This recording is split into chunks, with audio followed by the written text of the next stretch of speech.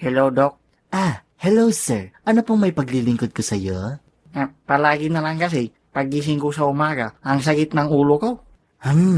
Paano yung sakit niya sir? Paano yung sakit niya? Yes sir. Parang ano? Oo, ang sakit. Oo, ang sakit. Ng ulo ko. Parang ganon. May tinitake po ba kayong gamot sir? Hala, hindi no. Si Jonathan lang naggaganon. Gagi, asit ka no? Ano daw? Ano ka ba, Jonathan? Don't judge the dog by its over. Ay, sorry, Gagi. Umiinom po ba kayo sir? Huwag ka namang judge me, kalbo. Hello? Oh, okay. On the way na ako. Wait lang sir, may emergency. Babalik din ako agad. Uy, tika lang daw. Ay, hala, inuwan tayo. Sabi sa'yo asit yan, Gagi. Dok, tulong! Tulong! Hala, ano nangyari sa'yo? Tulong, Dok! Napaputukan kamay ko eh! Ay, tika lang, tawagin ko karod yung doktor. Sakit! Tulungan mo na ako, Dok! Hala, hindi nga ako doktor. Oh, ito, pera. May kasunod pang gin yan pag ginamot mo ko agad. Saan ba yung masakit sa'yo? Ano ba? Sinabi ko na nga eh. Napaputukan ako. Hala, grabe. Oh, tapos? Masakit yan. Alam ko. Ano, gagamutin mo ba ako hindi? Shh, maghintay ka kasi. Ay, sorry. Oh, ganyan na kasi. Oh, ilang taong ka na, sir? 32. Okay.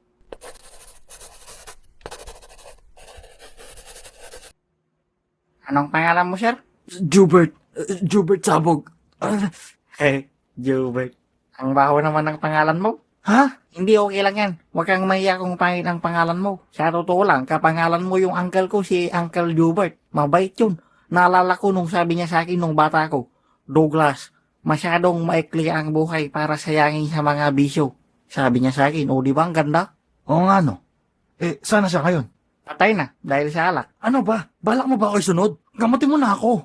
Ay, okay. Sorry. Ano ba kasing paputok ang ginamit mo? Piccolo, Dok. Ay, sus, apo. Bakit kasi piccolo? Hindi ko naman alam eh. Dapat ba mahina lang, Dok? Try mo yung Goodbye Philippines at saka yung sinturon ni Douglas. Ayun, mas malakas. Ano ba? Paano ba ito makakatulong? Doktor ka ba talaga? Sobrang sakit na ng kamay ko. Gamutin mo na ako. Ay, sorry. Sorry, pre, kung natatagalan ka. Oo, masakit na eh. Masakit? Sobra. Ganyan din yung naramdaman ko nung nakita ko si Aubrey na kasama si Pango. Seryoso ka? Kaya nga ako umalis sa trabaho ko eh. Sayang yun. Yung pa naman yung pinakamatagal na trabaho ko. Gano'ng katagal? Di ko alam yun eh. Basta mga 4 hours. Wala bang ibang doktor dito? Ako. Gagi. Please, bigyan nyo na lang ako ng gamot. Ako nagagamot sa sarili ko. Ay, sige, Karo. Ano kaya magandang gamot dito? Meron ako dito, Gagi. Ano ka ba, Jonathan? Hindi pwede yan. May ubo ka ba, sir? Napaputukan nga. Paano ako magkakaubo? Kumukulo na dugo ko sa'yo ah. Ay, hala. May high blood ka. Ano bang sinasabi mo? So, bali inom ka na lang ng amlodipine, isa sa 5 araw, tapos sabayan mo ng Newsip sa gabi. Saka bili ka na rin ng 2x2 ah. Ha? Para saan yung 2x2? Para sa akin, may sakit ako eh. Anong mangyayari sa kamay ko? Ayun lang, mahirap mang sabihin to pre, pero kailangan nating putulin yan. Ha? Ay, madali lang pala. Di ko maintindihan. Leka na pre, simulan na natin para makasat na ako. Baka magkasakit kasi ako. Teka lang. Hello? Excuse me? Anong nangyayari dito? Oh, Kalbo, sino ka? Ako yung doktor. Sino ka? Oo nga. Bakit suot mo yung uniform ko? Magnanakaw ka ano? Binigyan pa man din kita ng pera? Magpaliwanag ka. O tatawag ako ng mga polis.